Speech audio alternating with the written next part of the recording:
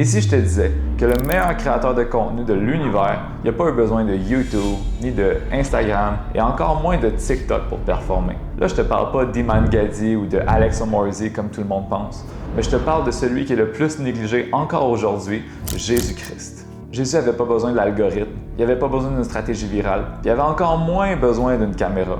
Sa plateforme, des foules nombreuses avec beaucoup de gens qui étaient hostiles à son message. Pourtant, il rassemblait des foules nombreuses même jusque dans le désert, plus nombreuses probablement que le nombre de vues qu'on est capable d'atteindre aujourd'hui sur les réseaux sociaux.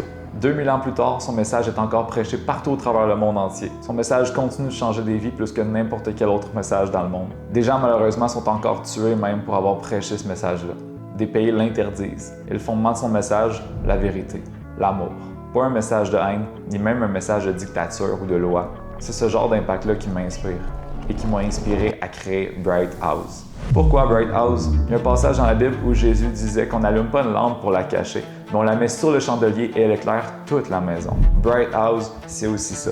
C'est une maison qui illumine, qui cherche à faire la différence jusque dans les foyers des autres, qui se différencie par un message qui promote la vie, l'espoir, l'amour, des messages qui inspirent et qui élèvent réellement, qui rallument quelque chose positivement chez les gens. Chez Bright House, on cherche à faire affaire avec des entrepreneurs qui veulent apporter un impact positif dans le monde, qui veulent faire la différence et qui sont tannés de voir leurs réseaux sociaux complètement pollués.